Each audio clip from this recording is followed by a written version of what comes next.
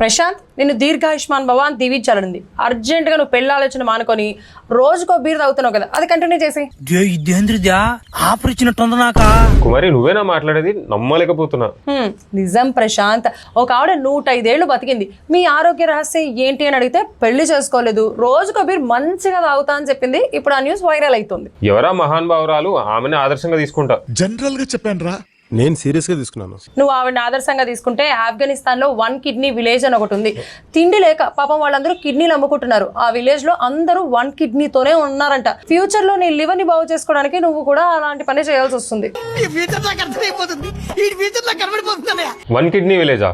అయినా కూడా వాళ్ళు తగ్గరు. అన్నము రొట్టె బదులు తుపాకులే ఉంటారు. అయినా కూడా ఊహిస్తేనే భయంకరంగా ఉంది. అవును, ఇలాంటి బ్యాచే మన దగ్గర కూడా దాపరించింది. చైన్ స్నాచింగ్ చేస్తూ పోలీసులకి దొరికి ప్రెస్ మీట్ పెడితే వాళ్ళు చూడు ఎలా మీసాలు మెలేస్తున్నారు.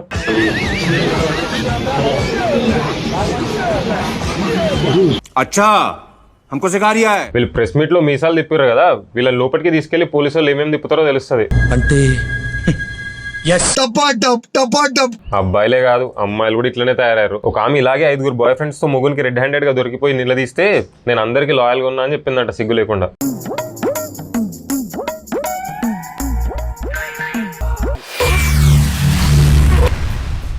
ఏమిటండి మీరు మాట్లాడేది? చూసావా, ఆడది నిజం చెప్పినా కూడా తట్టుకోలేరురా మీ మగాళ్ళు. వచ్చిందండి వయ్యారి. మీ ఆడవాళ్ళ గురించి ఎన్ని చెప్పినా తక్కువే, కానీ ఓవెన్ ఎలా పడుతున్నారో చూడు ఆడవాళ్ళు ఆఫ్రికాలో.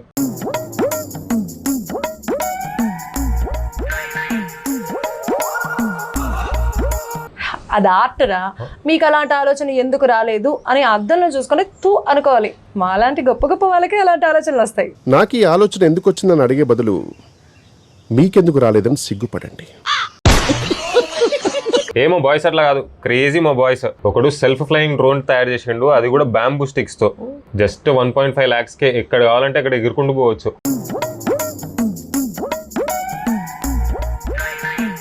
ఇదేదో బాగుంది రోయ్. నువ్వు తాగిన తర్వాత బైక్ మీద వెళ్ళి డ్రంక్ అండ్ డ్రైవ్ లో దొరికిపోకుండా ఇది బాగా పనికొస్తుంది. ఈ మాత్రం హింట్ ఇస్తే చాలు, చెలరేగిపోతారు. ఏంటి వాళ్ళకి మార్కెటింగ్ ఐడియా ఇస్తున్నావా?